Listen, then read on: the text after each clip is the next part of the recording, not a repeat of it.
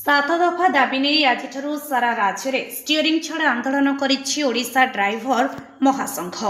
दाबी पूर्ण नहेबा जाए अनिर्दिष्ट काल पर्यंत एही आंदोलन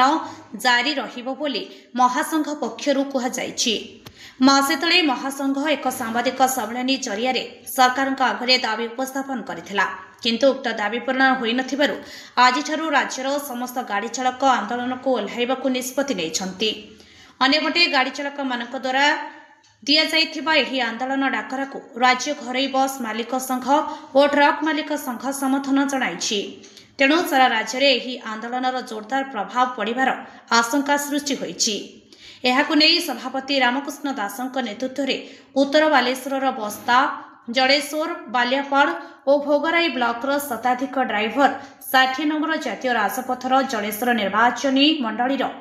भेलोरा निकट में धारण में बसिछन्ति। 7 दफा दाबी मध्य ड्राइवर उन्नयन बोर्ड रे ऑटो चालकों को सामिल करने सह जनसाधारण आक्रोशर शिकार हेउथिबा ड्राइवर सुरक्षा पाई स्वतंत्र आईन, 60 वर्ष पर स्वतंत्र भत्ता, गाड़ी पाई पार्किंग स्थल और ड्राइवर विश्राम पाई स्थान, खनि खादान एवं कारखाना 70% ओडिया ड्राइवर नियुक्ति और सेप्टेम्बर 1 को ड्राइवर दिवस घोषणा इत्यादि विगत दिन ड्राइवर मानक विभिन्न समस्या संपर्क में सरकार को अवगत करा जायछि।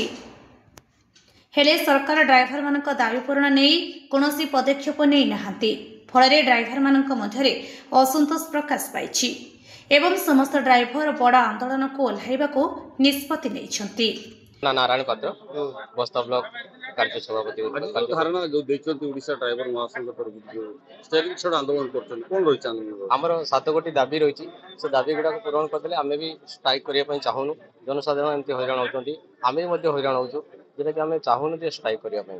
किंतु सरकार बारंबार आमे कहला सत्ते भी हम कथा सुनुनाती, जा फଳରେ आमे स्ट्राइक रे बसछु। केत दिन धरि चालू रहबे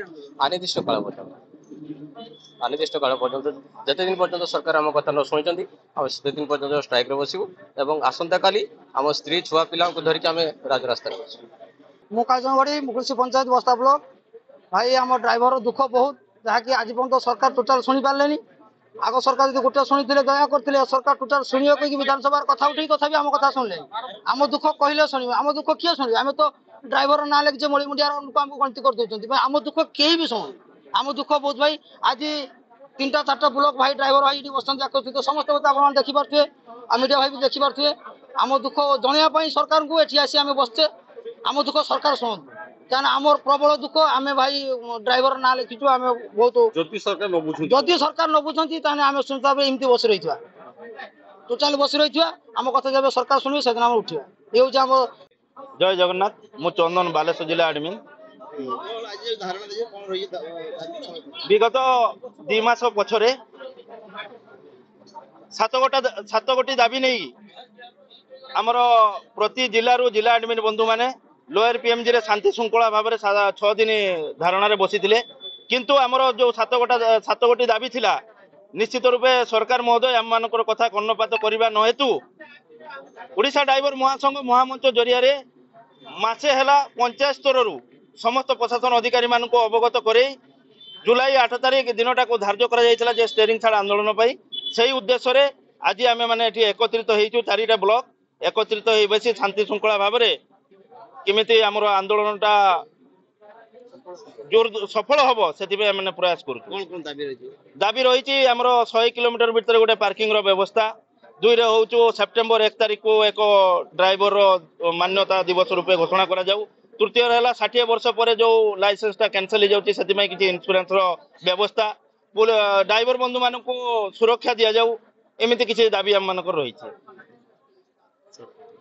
बालियापाड़ पंचायत रु बापुनी भाई आज आम लड़ाई रे समस्ते सामिल हो सरकार को बारंबार चेतावनी देला परे भी किंतु आज आम विफल होचु। गत सरकार आम 2टा लाभ पाइलु ए सरकार एबे जे मंत्री अछंती सेतबेले सी आम पई बहुत लड़ाई करतिले पार्लियामेंट रे कथा उठाउतिले किंतु आज सी मंत्री हला पर आम कथा बुझिले नाही। आपण माने चिंता करंतु गुटे ड्राइवर गाड़ी नेकी जाउची 100 किलोमीटर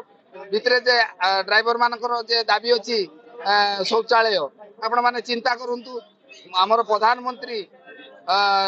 आरंभ କରିଛନ୍ତି ଯୋଜନା ସ୍ୱଚ୍ଛ ଭାରତ ଯୋଜନା କିନ୍ତୁ ଆମେ ଡ୍ରାଇଭର ମାନେ ରାସ୍ତା କଡ଼ରେ ବୋତଲ ନେଇକି ହଜିବା ପାଇଁ ଯାଉଛୁ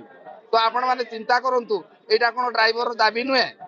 ଆମେ ଲାଇସେନ୍ସ କଲା ବେଳେ ଲକ୍ଷ ଲକ୍ଷ ଟଙ୍କା ବା ହଜାର ହଜାର ଟଙ୍କା ଦେଇକି ଆରଟିଓ ଅଫିସରେ ଆମେ ପଇସା ଦେଇକି କାମ କରୁଛୁ ସେ ପଇସା ଗଭର୍ଣ୍ଣମେଣ୍ଟକୁ ଯାଉଛି କ'ଣ ଡ୍ରାଇଭର କ'ଣ 60 ବର୍ଷ ପରେ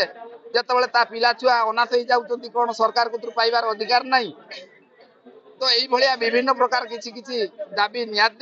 ନିହାତି ଜରୁରୀ ଦାବି ଆମେ ଆଲୋଚନା ରଖିଛୁ ଏଥିରେ କୌଣସି ନ ହେବା ଭଳିଆ ଦାବି ନାହିଁ କିନ୍ତୁ ସରକାର ଯେତେ ପର୍ଯ୍ୟନ୍ତ ଆମ ଡାକ ଶୁଣି ନାହିଁ ଆମେ ଏଇଭଳିଆ ଶାନ୍ତିପୂର୍ଣ୍ଣ ଭାବରେ ଧାରଣାରେ ବସିବୁ ଆଉ ଦରକାର ପଡ଼ିଲେ ଆମର ପରିବାରକୁ ନେଇକି ଆସିକି ମଧ୍ୟ ରାଜରାସ୍ତାରେ ଆମେ ଏମିତି ଦିନ ରାତି ବସିବା ପାଇଁ ଚେଷ୍ଟା କରିବୁ କିନ୍ତୁ ଆପଣଙ୍କ ମାଧ୍ୟମରେ ଜଣେଇ ଦିଆହେଉଛି ସରକାର ଯେତେ ଶୀଘ୍ର